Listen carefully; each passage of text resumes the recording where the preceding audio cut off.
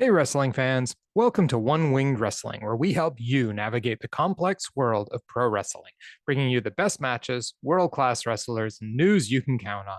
At One Winged Wrestling, we bring the elite wrestling to you. I am your host, Bill Cutbush, and unfortunately, not joining me today is Mr. Krishna Denai. I have it on good authority his boss has taken him, locked him in a small closet, chained it up, and is feeding him only soda crackers and water until he finishes a whole bunch of work. That's right, he works for a pirate king. But anyway, Krishna will not be here with us this evening. What does this mean? Well, it still means that you're going to get a show. It means that you're going to get me predicting Dynamite. I'm going to go through the card. Krishna quite nicely sent me his predictions. Apparently, he still had cell phone service inside the closet, so that's a good thing. I'll be going through the card, giving predictions. What's our match of the night going to be? Then I'm going to go watch Dynamite right along with the rest of you and come back and review it. See what happened. Did my predictions come true? Were my expectations met? Were Krishna's met? And most importantly, did anything on the card reach that all important Omega level? But first, I have some small news. Kota Ibushi has left New Japan Pro Wrestling. His contract expired on February 1st, and he sent a message indicating that he has left the promotion, and New Japan Pro Wrestling announced the same. Kota Ibushi will be appearing for GCW in a match against Speedball Mike Bailey coming up, I believe, March 23rd. I may have the date wrong on that, but it is sometime in late March, around WrestleMania weekend time. So I'm not sure if that will be his first match or not coming back, but it is at least a match he signed on for. And I got to tell you, that match looks good. Speedball Mike Bailey's amazing.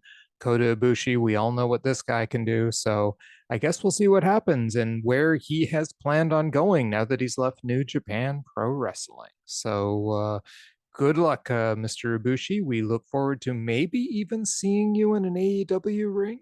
I'm sure, though, that Krishna and I will talk more on this on Monday. But for now, we do have a Dynamite card. And Dynamite tonight consists of 6 matches. This seems to be a pretty standard thing. Krishna and I have talked a lot the last few weeks about 6 matches, 3 that we really like, 3 that are maybe okay, that kind of thing. I think we may have the same thing rolling out here, though, to be honest, I think tonight we've got a 4-2 split. So why don't we get into this card? First off, we have the Acclaimed in action. Now, you guys have heard me. I have complained about the Acclaimed for weeks now. I don't like what they're doing with the tag division in AEW. They have some of the best tag teams in the world signed to All Elite Wrestling, but they don't seem to be using them much. I mean, the Acclaim's going to be in action. Yeah, that's great. They're okay. They're okay. They have an old DX style Road Dogg Billy Gunn shtick going on. They're better wrestlers than they were, but even still, I'm not excited for this. The Acclaimed is in action. I don't care. They need to do something more with those tag belts, and I'm just not seeing it these days. They used to have the most exciting tag division in wrestling, and it has ground to a small halt. Now, I realize I'm a minority. A lot of people love the Acclaim. Their merchandise is one of the biggest sellers in AEW. I get it. This whole scissoring thing is over for everyone, I guess, but me. So yeah, let's see what Krishna thinks of this too. I will come down here. The Acclaim taking on whoever. Krishna says this will be the second worst match of the night. I can't disagree. AEW needs to put some respect on these titles. Yeah, no, he's right. Completely right. And second worst match of the night, I agree completely. This will be the second worst match of the night. Unless they come out against the Young Bucks and have an amazing banger of a match, second worst match of the night. This brings us to what is probably going to be the worst match of the night, Jade Cargill taking on Red Velvet. I don't care. Jade Cargill is the most boring champion in AEW history. That's all I have to say. Get the belt off her, move it on to some more interesting people. I don't like her matches. I don't like her gimmick. Again, she seems to get big cheers when she comes out. Maybe there's just something I'm missing. I don't know. But to be quite honest, I don't find her entertaining. Red Velvet is not going to beat her. This is not a good enough matchup to actually intrigue me. I mean, we've come from that amazing Emi Sakura Jamie Hayter match on Rampage. The match last week on Dynamite was amazing. And the women's match I'm talking about. And we're left with Jade Cargill versus Red Velvet this week.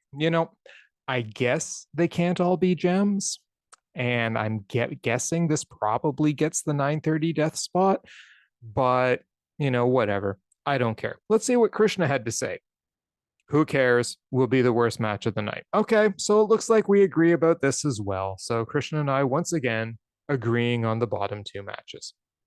So this brings us to Ford. See, I've been pretty negative. I don't like being negative. I really don't. I know it doesn't sound that way sometimes, but I really do want to just enjoy pro wrestling. So I keep hoping they give me a product that I will just enjoy. And the next four matches, I cannot see myself having anything but a really good time. Once again, AEW is delivering after a couple, whatever matches, I guess, because you got to have something for everybody, right? And people, like I've said, the Acclaimed, Jade Cargill, people seem to love them.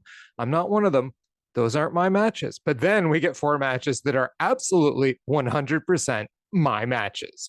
We start with Bryan Danielson taking on Timmy Thatcher in match 4 of the 5 matches he needs to win to become the number 1 contender for the AEW championship and face MJF for the title in an Iron Man match. So, Timothy Thatcher, great wrestler, great technical wrestler. This is the master of technical wrestling, Bryan Danielson taking on Timothy Thatcher, great technical wrestler. My kind of match. We are going to see in-ring psychology. We are going to see storytelling. We are going to see body parts dismembered. We are going to see all kinds of good stuff in this match. I cannot wait. This has a strong potential to be match of the night. You know what? I think I am going to make it my match of the night. This one, Bryan Danielson versus Timothy Thatcher. We'll see. But this one looks so good on paper. I can't wait. And the thought that Zack Sabre Jr. is currently in the US and may be his opponent next week, or will soon be in the US, and may be his opponent for next week. Oh my God. That would blow my mind. Timothy Thatcher followed by Zack Sabre Jr., but we'll have to wait and see. I'm sure we'll get the announcement tonight. That's pure rumor. I have no guarantee of that. Let's see what Krishna said about this match. Danielson is going to win, however, he will injure the shoulder more, and possibly the next match opponent will be Zack Sabre Jr. So basically just saying what I just said. Danielson's going to go in, going to get hurt more, he's going to leave. Okay, good stuff. So next up, we have Jon Moxley taking on Adam Page. Well, this is going to be a hard-hitting smash fest. Neither guy's going to want to get up. Both guys are going to beat each other into oblivion. This is going to be the exact opposite of the Bryan Danielson Timothy Thatcher match in terms of style. This is going to be hard hitting, vicious. Who's going to win? I'm gonna. Okay. I think this is going to be neither guy can get up for the count. They're going to knock each other out. I'm going to say it right now. They're going to knock each other out. Am I right? We'll find out later. I think this is going to be a really good match. I'm going to say it's going to be the number 4 match on the night, though. And that just tells you how good I think the other 2 matches we have left to talk about are. So really good match, potential to be well over 4 stars, and not going to be match of the night. Let's see what Krishna said. Adam Page will beat Mox. Mox will go on vacation. Okay, so there you have it. Krishna thinks Adam Page is winning this match. Okay, we'll see what happens. So then we have Konosuke Takeshita taking on Brian Cage. I mean, again, come on. This match is going to be insanely good. The only reason I don't think is, man, I love Konosuke Takeshita. He is honorary elite right there, right? Honorary elite. Now, the only reason I don't think he's going to win this match is because it continues his losing streak where he needs Don Callis. So I think that's where this is going. I think Brian Cage is going to win this match. This is not going to be Konosuke Takeshita's first win. Brian Cage is going to win, but it's going to be through some shenanigans from the rest of his little group with Prince Nana, right? So we're going to see Konosuke Takeshita lose because he wants to have a fair fight, and Don Callis is going to move in for the kill. That's my prediction. And the match itself, it's going to be really good. I'm going to call this the number 3 match on the night because I think the shenanigans and the Brian Cage victory will bring it down just a little bit. So yeah. But Takeshita himself will make this match amazing regardless. Let's see what Krishna thinks. Well, he says Takeshita's beating Cage, so he has the opposite opinion of I do. You know, he says as much as he loves Cage, he's going to pick this as much as he loves Adam. Oh, sorry, I read his text wrong. Jeez, dude. So he says, as much as I love Page, I'm going to pick this as my match of the night. He means Adam Page because Takeshita is elite. Okay, sounds good. So he obviously thinks the Moxley Adam Page match will be the number 2 match on the night by all accounts. He didn't actually state that, but given that he said as much as he loves Page, I'm guessing the John Moxley Adam Page is number 2, and he's picking Konosuke Takeshita versus Brian Cage for match of the night. And this brings us to the Darby Allin versus Samoa Joe for the TNT Championship in a no holds barred match. This is going to be absolutely insane. I can see this main eventing the show. Samoa Joe is going to kill Darby Allin. Darby Allin is going to kill Samoa Joe, but Samoa Joe will do more killing on Darby Allin. I think somehow Darby has to retain the championship here. So I think he's going to get some big move off or some big hit or some huge stunt that puts Samoa Joe away. I can't see Darby Allin losing the championship to him. What they seem to be doing with this TNT championship is really establishing Darby Allin as a big, big, big star, a guy that can beat almost anyone. And Samoa Joe will just be another one in that.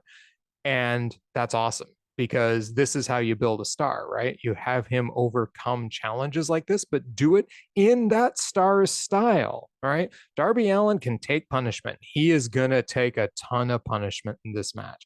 And I think this is going to be him overcoming Samoa Joe, but just barely, just like he did the last time to actually win the championship, just barely getting by him. And this time using some hold, some stunt, some weapon, something, you know, it's going to be him just barely getting by Samoa Joe.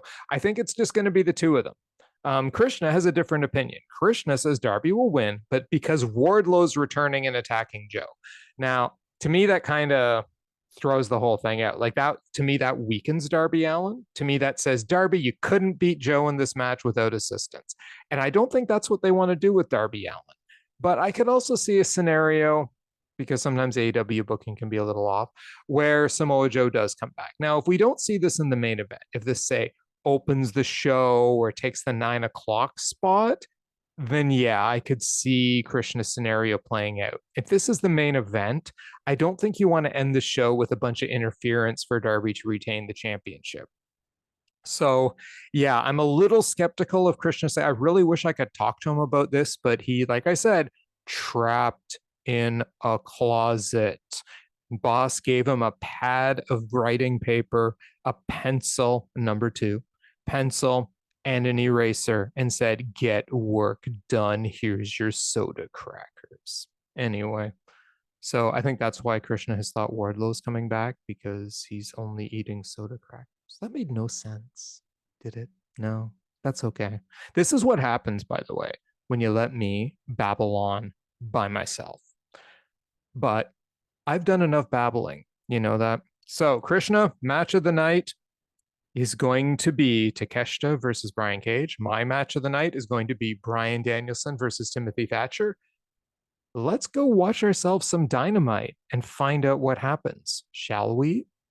I will be back after the show.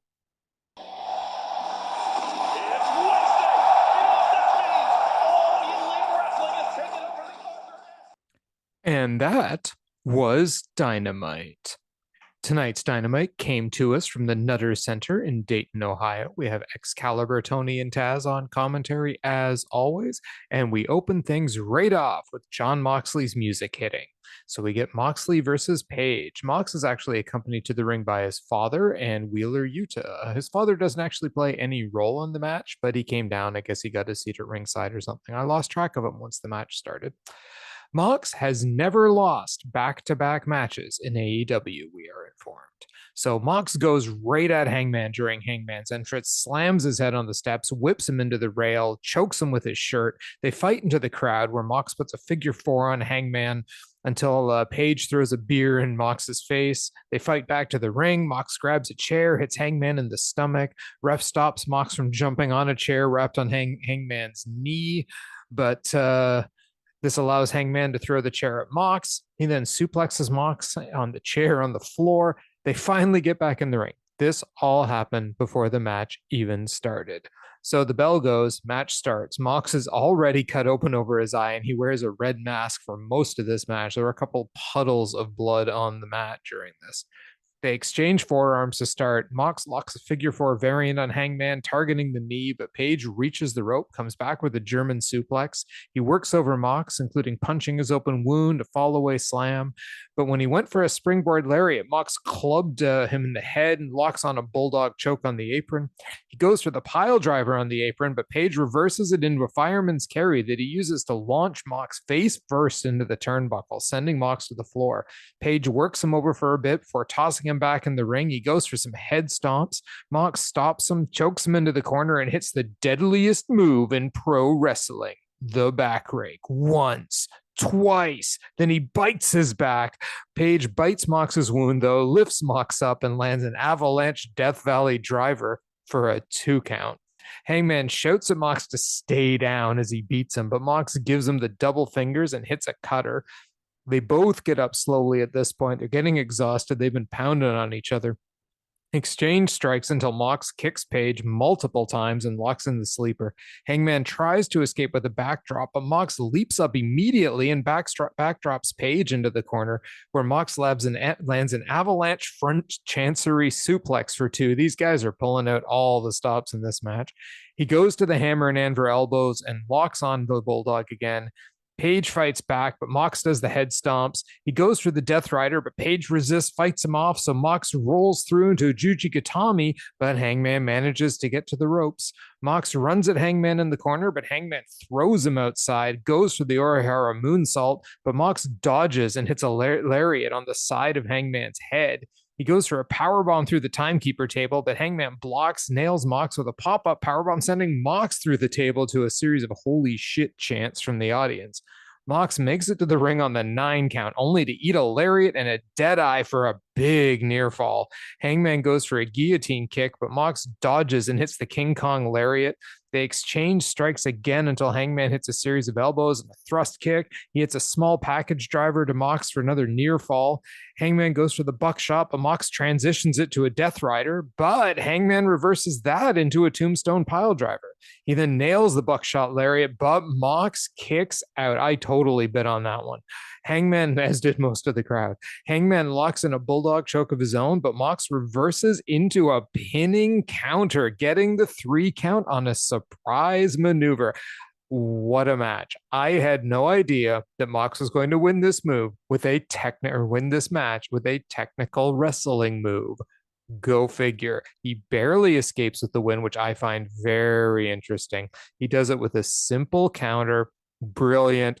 It allows the feud to continue because no one got a decisive win here. These guys beat the living tar out of each other, and there was no real winner. I mean, Mox got the win in this match, but it didn't really accomplish the goals that both these guys wanted to accomplish. And you could tell Mox was still angry at the end. There was no celebrating that he got a win or anything like that until like everyone kind of calmed down a bit. He lightly goes after Hangman after the match, but Claudio and Yuta intervene.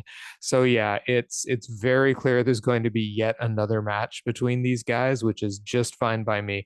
This was almost my match of the night. An amazing match, hard hitting as hell. These guys absolutely wrecked it in the ring. amazing stuff. I could watch these guys wrestle all the time.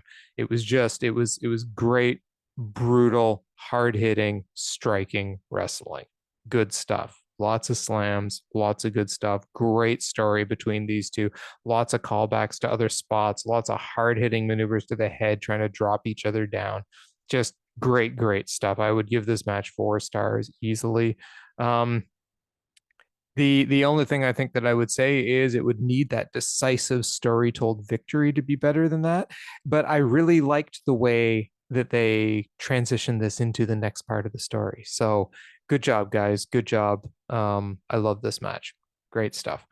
And let's see. Krishna in this case was wrong. They did not, in fact, send Mox off to vacation. Mox actually wins the match. So there you go.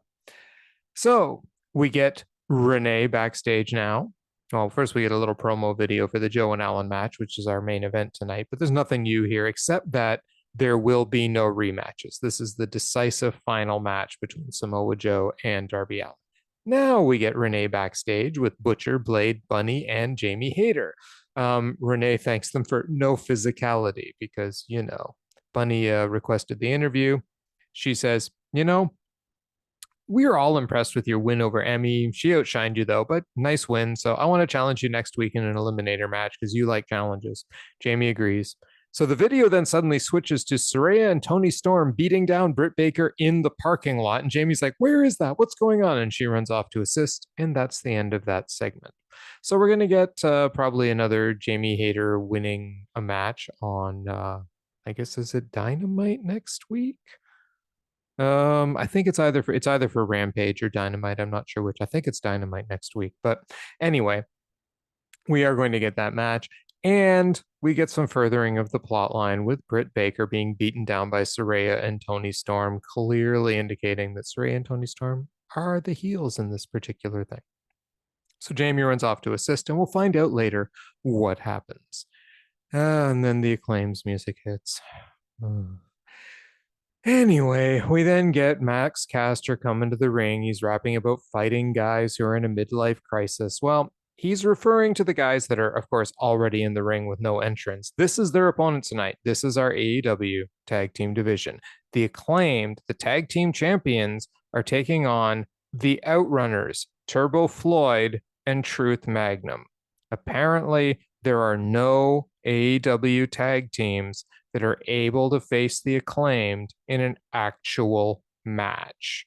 So we have to have them take out a couple guys that we know they're going to beat in a couple minutes, which is, guess what? Exactly what they do. The Acclaimed wins in a couple minutes with a mic drop. Who cares? This match was nothing. I'm not going to say any more about it. All I'll say is that it's a waste of the AEW tag team division. If there's one black hole in AEW right now, it's the tag team division. This was the worst match of the night. 100%, hands down. And I mean that, even next to the Jade Cargill match, worst match of the night. We'll get to Jade later. You may be surprised at what I have to say.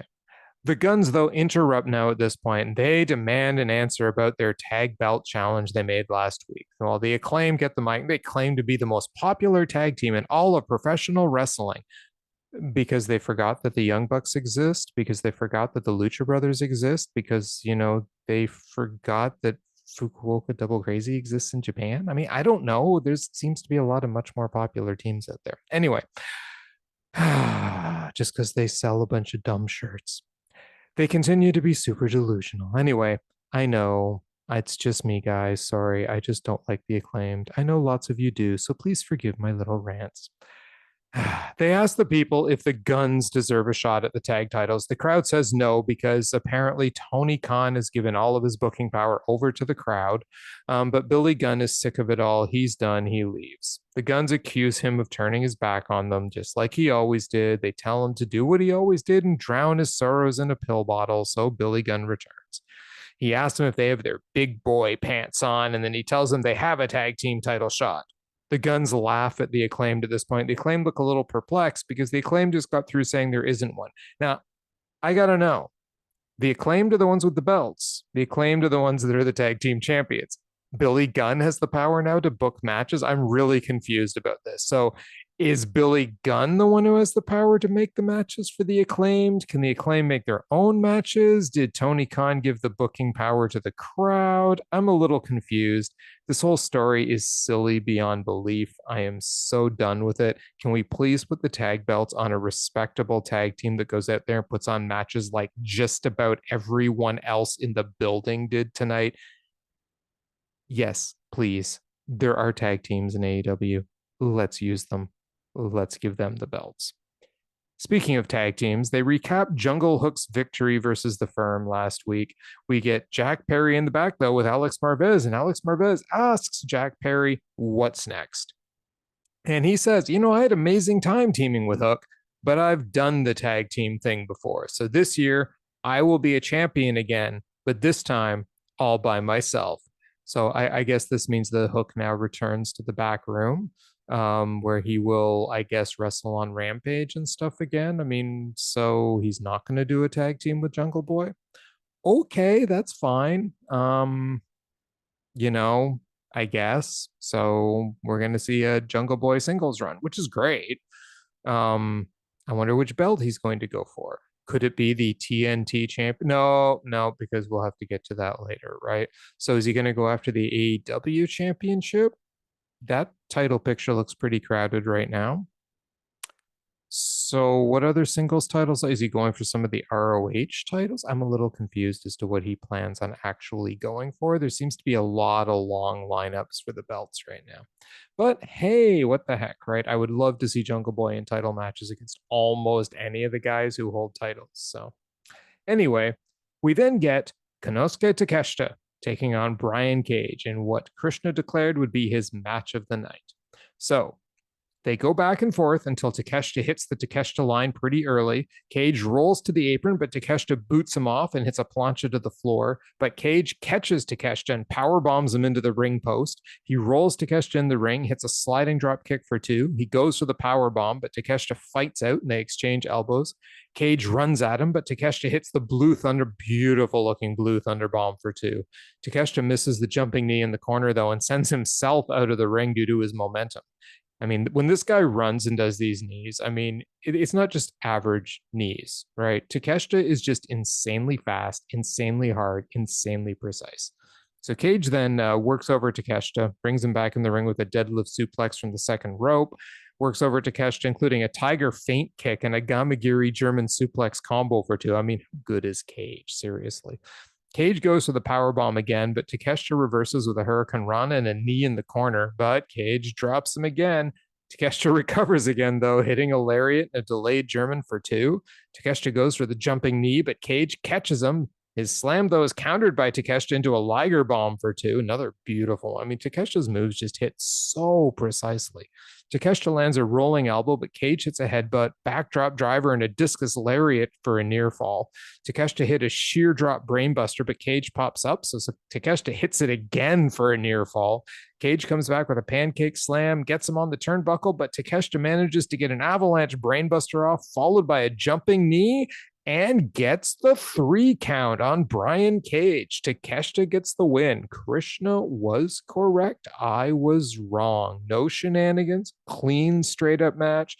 Takeshita pins Brian Cage. Really good match. I don't think this was quite as good as the opener. Not my match of the night. I'll have to ask Krishna on Monday if this was his match of the night. But yeah, no, this would have been for me. What are we thinking here? Match number. Ooh, tough one. Oh, it's either 3 or 4. Right? Because it's not my match of the night and it's not as good as the first one. So there you go. I'm not sure if I put it 3 or 4, though. 3 and 4 are kind of tied. So yeah. Anyway, we get Renee in the back with the Jericho Appreciation Society now. We have Ricky Starks claiming. Oh, she says to them, my mistake, sorry. Ricky Starks claims that you guys cheated. And Jericho says, Ricky Starks didn't lose to a baseball bat. He lost to the JAS. You want to challenge us again? We have an idea. Their idea is the Garcia Guevara Gauntlet. So the Starks has to beat Cool Hand Ange. Then he has to beat Daddy Magic. And then he has to beat either Sammy Guevara or Daniel Garcia. And if he makes it past them, he gets a shot at Chris Jericho. And Jericho points out Garcia doesn't call the shots, the JAS does, and he's ready to whip Garcia's ass. Well, not Garcia's ass. Starks' ass. He's gonna beat on his own guy. Anyway, yeah. So yeah, this is fine. I mean, a gauntlet match for Ricky Starks. Okay. I mean, it kind of makes a joke out of the rest of the Jericho Appreciation Society, but I guess they're kind of jokes anyway. I think the one that's really gonna be tough for him is either Guevara or Garcia.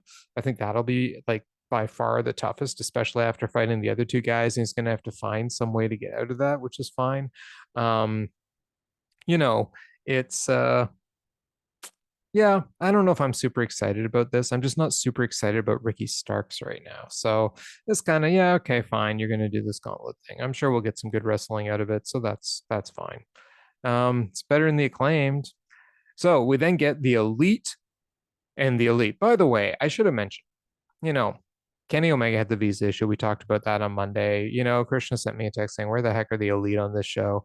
I agree. Where were the Elite on this show? But we do find out they are actually on the show because apparently they're in a gymnasium shooting hoops. That's right. AEW Dynamite is on. It has a bunch of matches, but the Elite are in a gymnasium shooting hoops.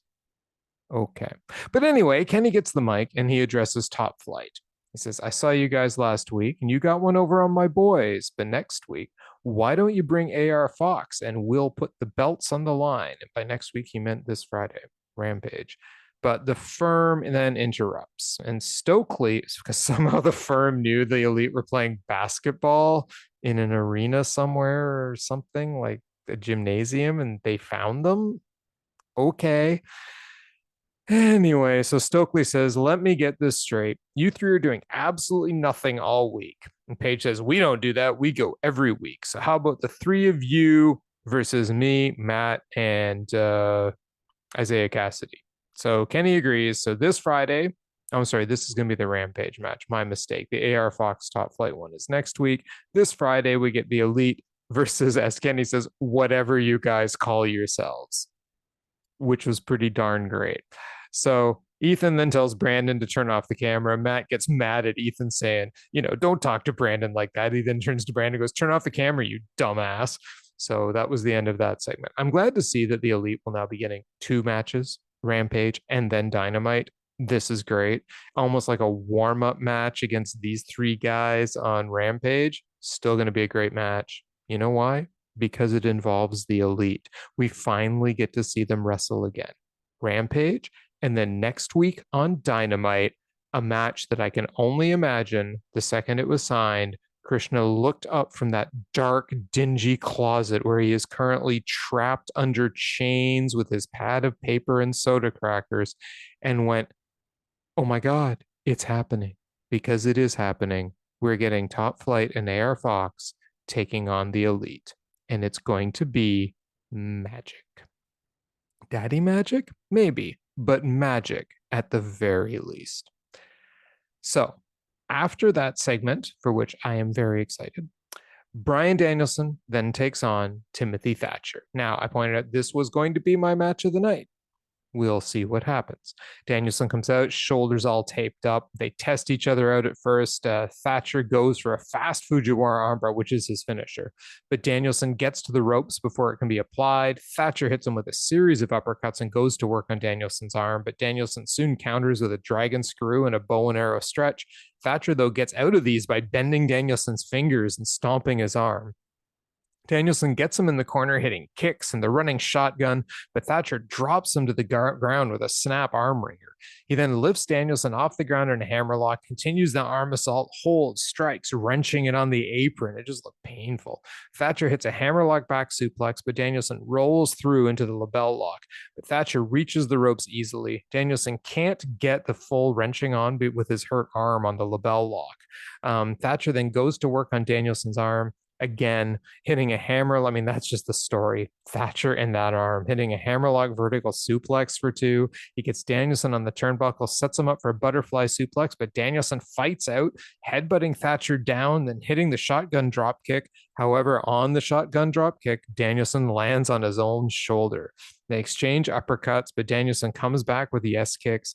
Thatcher blocks the buzzsaw and goes for the Fujiwara armbar, but Danielson counters with the backslide for two, then actually hits the buzzsaw kick and hammer and anvil elbows, followed by a rear naked choke. But Thatcher pulls Danielson's arm down and accidentally pushes Danielson into the ref. Well, of course, once the ref's down, MJF comes out. He's putting on the Dynamite diamond ring. He's yelling that this is going to be it. But suddenly, someone comes flying at him from the opposite direction. It's Konosuke Takeshita. He cuts him off and starts to beat him back into the back. So that's the end of MJF. Back in the ring, Thatcher manages to catch Danielson in the Fujiwara armbar. Danielson is screaming but crawls to the ropes. Thatcher hits a belly to belly, but Danielson comes back with a German and then hits the Busaiku knee, pinning Thatcher for the three. Very good match. Not quite as good as I expected it to be. I would put this at probably, this is the one that's tied as my third or fourth match. I enjoyed it though. The storytelling was quite good. The working over the arm was good. I don't know. There was just a little something missing from this one for me, right? I don't know. Like Danielson didn't seem to be quite as, so I don't know. It's hard to describe. There was a certain X factor missing from it. It was really good. I really enjoyed the match, but it wasn't as good as Hangman and Mox, and wasn't as good as my match of the night, which now it's down to one of two possibilities. So yeah. Um, yeah, and I think Krishna, of course, called this one well as well. Both of us knew that Danielson was not going to be losing this match. In the back, though, we now find MJF brawling with Takeshita. They get separated. Renee comes in and says, next week on Dynamite, Takeshita gets an eliminator match against MJF. Okay, that's fine. I love Konosuke Takeshita. He's one of my favorite wrestlers in AEW right now. MJF is one of my least favorite wrestlers in AEW right now. Okay, so they're going to have a match. We know 100% chance, 100% guarantee flat out Takeshita's just losing another match.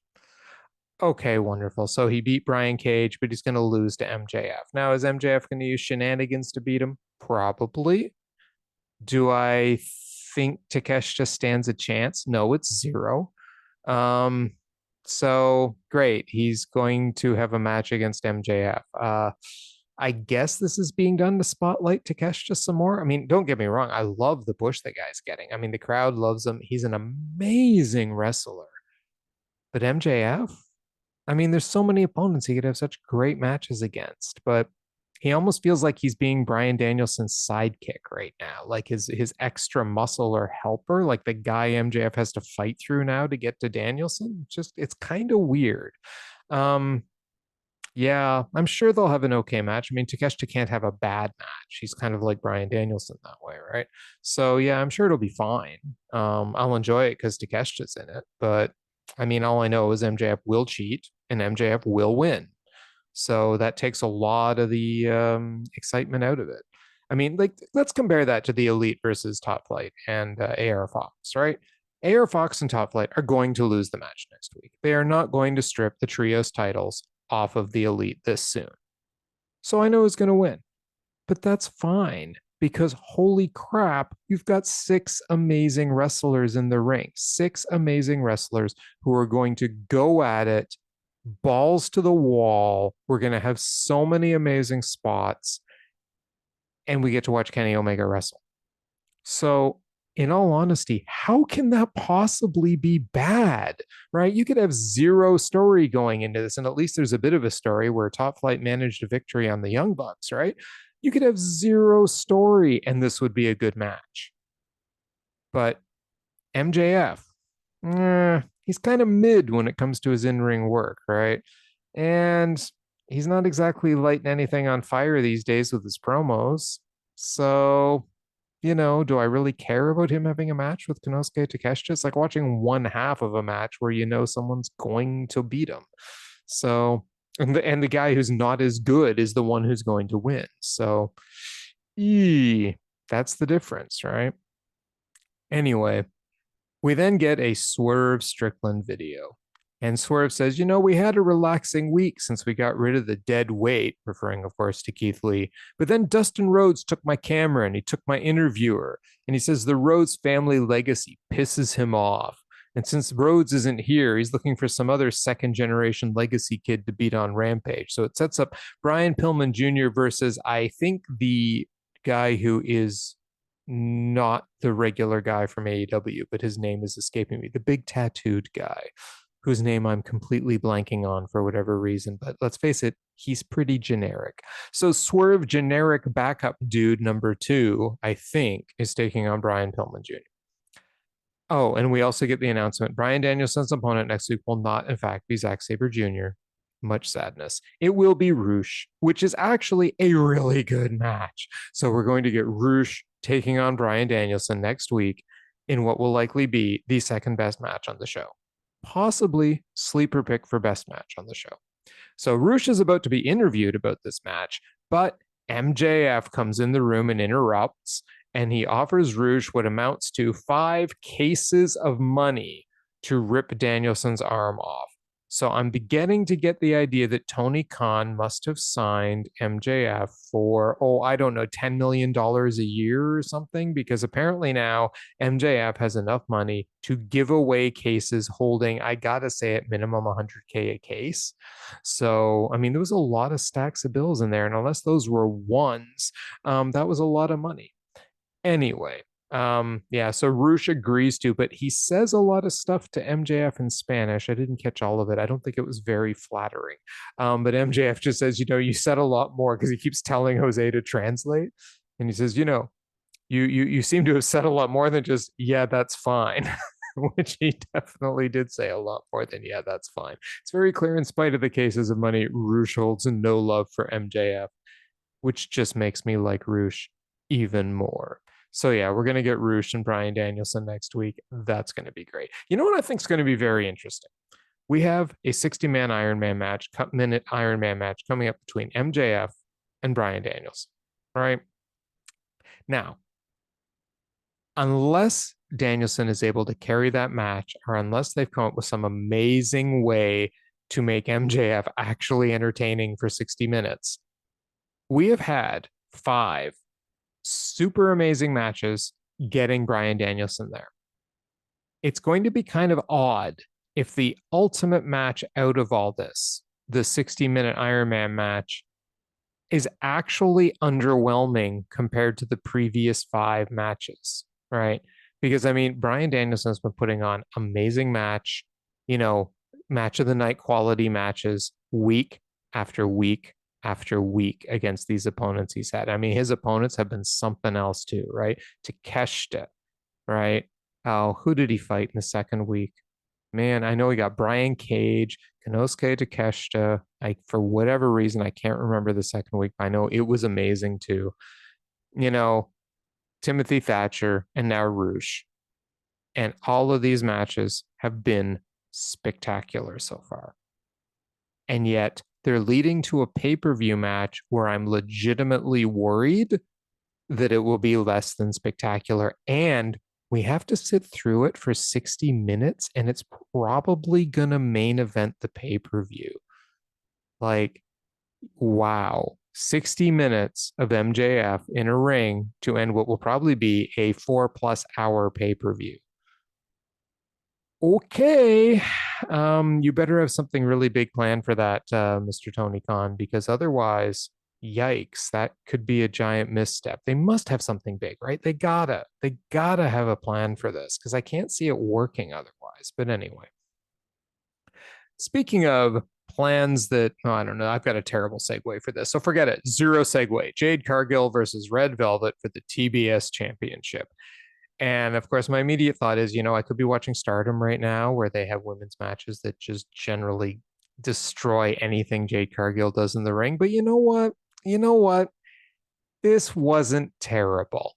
Yeah, you heard me right. I said a Jade Cargill match wasn't terrible. And in fact, listen, I mean, out of all the Jade Cargill match, well, let me go through the match first. Then I'll tell you what I thought and why. So Red Velvet charges Jade right out of the gates, hits a Thez press, but Cargill drops her with an elbow. Velvet hits her to the outside, lands a drop kick through the ropes. I mean, kind of hits the drop kick through the ropes, chops her outside the ring and rolls her back in it for two. She goes for a Cazadora, but Cargill reverses it into a back slam for two. That was a pretty good move. Cargill hits a slam and an elbow drop for two. She then beats down Velvet for a while, including distracting the ref so Layla Gray can get some shots in.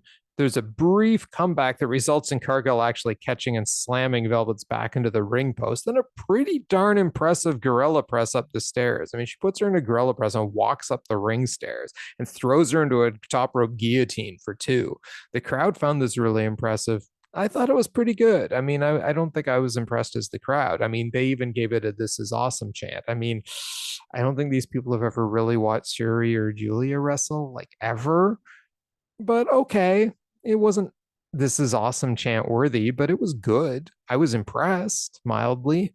Cargill hits some strikes, pump kick for two. Kiera Hogan shows up now at this point, beats up Layla Gray. So they're out, but that also distracts Aubrey. And while Aubrey is distracted, Velvet hits her spin kick and seems to get a 3 count. But by the time Aubrey gets there for the count, the crowd's counting like 1, 2. It was up to like 6 at this point. Cargill kicks out.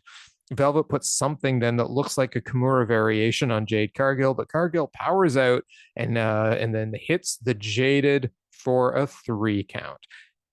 You know, first of all, this match went longer than most of Jade Cargill's matches. And for her, it was actually one of her better matches. There was nothing obviously wrong with it. I didn't see Cargill botch anything. I didn't see her mess up anything. Her strikes looked good. Her slams look good. She has improved. Credit where it's due. She has improved in the ring.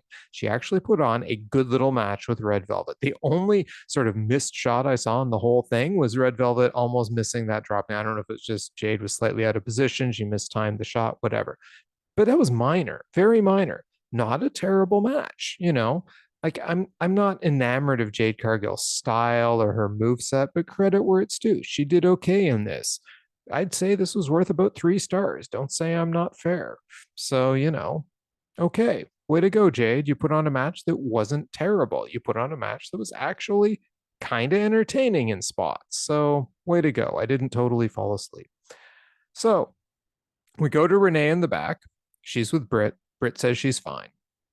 And if that's how they want to play it, well, her and Jamie can play that way too. But then Ruby Soho shows up and she's saying, look, I had nothing to do with this. And Britt says, you know, you were with those guys longer than us. Why are you back here with us? And then she just tells Ruby, look, I'm fine. And Ruby leaves. A little bit odd.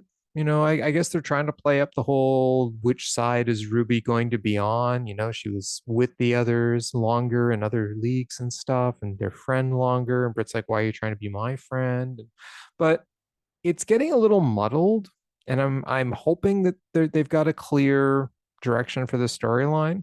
I'm hoping they know what to do with Ruby Soho, and I'm hoping they actually make it all make really good sense eventually. And you know, we get some pretty clear faction lines drawn. But you know, I'm okay with this. I'll let it play out. I'm mildly confused, but not really confused. So not terrible, not terrible.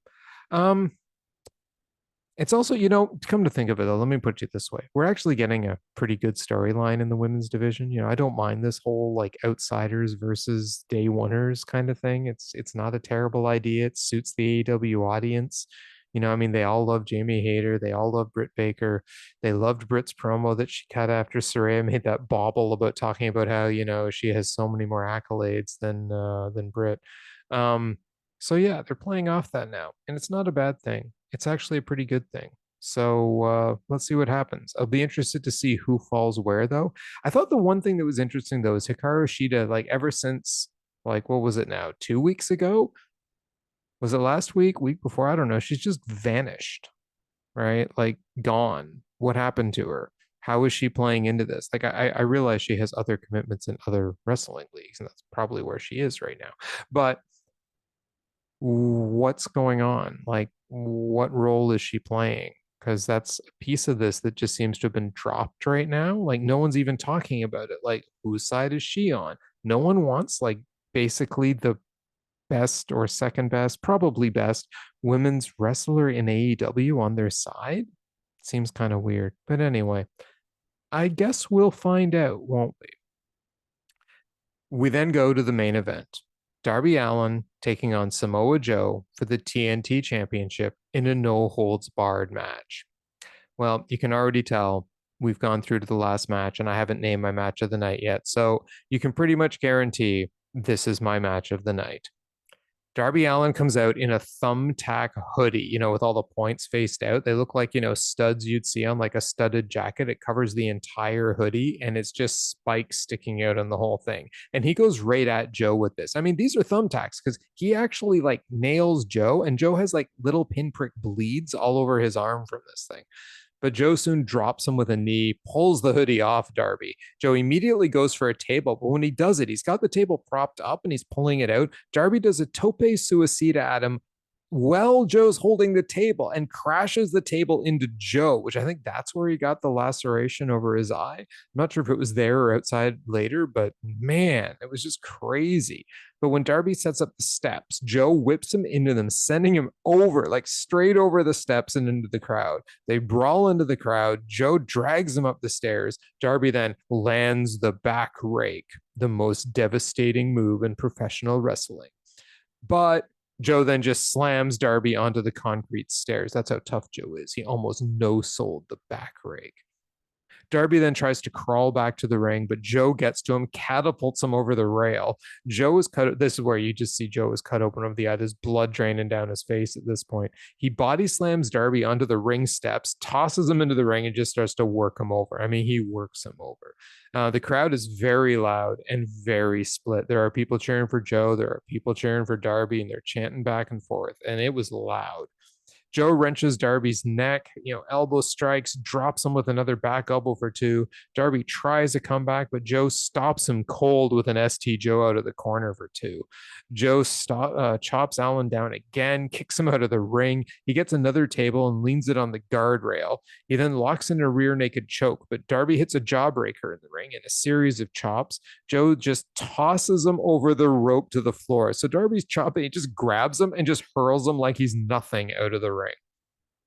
Darby climbs back in the ring and Joe immediately hits him with a brain buster. He grabs 3 chairs from under the ring, sets 2 back to back, and back slams Darby right on. Like no hesitation, no nothing. Like it's just picks him up, slams him onto the chair. Joe is indeed killing Darby Allin. The crowd keeps saying Joe is going to kill you. No, Joe is killing him. He now sets the chairs the other way around and goes for a power bomb. And now Darby throws powder into Joe's eyes, and this that stuns him out. He hits a code red on him for 2. He then does a float over stunner and gets the tack hoodie. Tries to put the tack hoodie back on. Like he struggles with this thing on the ropes. Like he's clearly trying to set up to do a coffin drop with the hoodie on. The tacks are all tangled in the sleeves. He just can't pull it on. So Darby goes 0-1 versus the tack hoodie. So he just leaves it around his neck and he does the coffin drop, and the hoodie doesn't even touch Joe. Like it really goes nowhere near him. Coffin drop only gets a 2 count. Darby then gets a knife out from under the ring and starts to cut the ring canvas loose, which he does. This takes a long time though. I mean, apparently Joe is dead. What we find out is Joe went to the other side outside the ring and cleaned up his face, first of all. But then Darby, he finally gets the ring canvas loose. He pulls 2 of the pads off, exposing the wood under the ring in one of the corners. He then goes for a tope con hero on Joe, who, like I said, is now outside the ring on the other side. But Joe does his classic just sidestepping casually out of the way, and Joe was standing right in front of that table, leaning on the ring. Darby goes right through the table on the rail. Joe grabs Darby, gets him back in the ring, power bombs him on the thumbtack hoodie, and then wraps his head in it. But then Darby thumbs him in the eye to get out of it. He gets a chair and just pounds Joe down with it, multiple chair shots. Joe then throws the ref onto the ropes as Darby climbs up to go for the coffin drop again. Joe just shoves the ref. The ref hits the ropes, knocking Darby down on the turnbuckle. So Joe goes up. He gets him into the muscle buster and muscle busters Darby onto the exposed boards and pins him for the 3. And Joe is your new TNT champion. This was a match of absolute destruction. I loved it.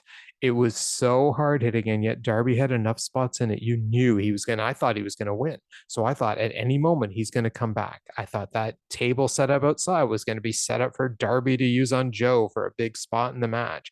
I thought that's what was going on. I was wrong. And yeah, Krishna was also wrong because Wardlow did not come out and beat on Joe, allowing Darby to win the match. So, yeah, this was match of the night. I'd give this 4.25 stars easily. Well worked. Great story in the match, right? Like Darby again trying to come back, trying to. We've seen him make these comebacks week after week, and I just thought he'd have another one in him. I really did. I didn't think that he was going to lose the title, but I guess they want this belt back on Wardlow, so they had to move it back to Joe. So, yeah, but man, Samoa Joe is just so good in the ring when he's playing just badass, evil, gonna beat the living crap out of a guy. And Darby plays that kind of guy to sell Joe's stuff to perfection, absolute perfection. And they did some stuff in this that I was just like, that thumbtack hoodie was ingenious, except for the fact it got tangled up. So, the slam on the stairs outside, like when they were up in the arena on the concrete. I mean, Darby Allin just he doesn't care about his own body. That's all there is to it. The man has no care for his own body. I really hope he takes good care of himself because I would like to see him wrestle for a lot longer than 2 years or something before he gets a massive injury. But man, yeah, the ring canvas spot took a little long. But I mean, it made sense. It gave Joe time to recover, and I love his sidestep. I mean, Darby just took that Tope Con Hero into that table, like just smash, right? It was good stuff, really good stuff. Um, Anyway, right after the match, though, Wardlow's music hits. Joe barely gets a chance to even celebrate his victory. He comes out and he starts beating on Joe because apparently Wardlow needs Joe to be badly hurt and done an exhausting match and bleeding for him to attack him. He goes for the power bomb, but Joe rolls out of the ring. So Wardlow does what Wardlow does best. He beats up all the security guards, including power bombing one out of the ring into a group of security guards. That's what Wardlow does. After all, he did have that classic Wardlow versus 20 security guards last year. So there you go. Anyway, Dynamite ends with Wardlow's music playing for whatever reason. And yeah, but hey, solid episode of Dynamite. There was a lot of really good wrestling on this card, and then there was the Acclaimed. We had 5 solid wrestling matches, and yes, I'm including Jade Cargill's match in that. 5 solid wrestling matches and 1 completely throwaway match and segment. So overall, really good episode of Dynamite, and we got to see the Elite. Mr. Kenny Omega is back. So, can't go wrong there, right? But was this an Omega level Dynamite? No. Was there anything on this that was at the Omega level? Other than Kenny Omega himself appearing, which I mean, Kenny Omega's very presence brings something to the Omega level because he is Kenny Omega. But beyond that, no, I don't think so. I mean, maybe Matt Jackson's nothing but net basketball shot was at the Omega level, but yeah, I don't know. Beyond that, no. There were things that were very close to the Omega level. That last match, close. Hangman versus Mox, what a match. Close again. But I'm not going to go Omega level on those. They're just very close to it. Maybe I'm getting like really picky, which is okay. But yeah, nothing Omega level. What do I think might be Omega level coming up? Oh, maybe Top Flight and AR Fox taking on the Elite next week. Yeah. Anyway, we shall see. We shall see. But that does bring us to the end of our review. And I really hope Krishna gets out of that closet in time for him to join me for next Wednesday when we have our regular weekly news show again, where we look at the news, we look at AEW Roundup. I give you some thoughts on some great matches I think you can check out from Japan or other places in the world. Help you guys find those good matches among the mass of wrestling that is out there for you to check out. So yeah, come back, join us. You like what you hear? Give us that 5-star review on your favorite podcast app. Give us the like and the subscribe on YouTube. Every little bit helps. We truly appreciate each and every one of you that listens to us time and again. So, but for now, it is time for me to go. And as the great one always says, goodbye, everybody. Mwah! And good night. Bang. And if Christian were here, he'd say, good night, everybody.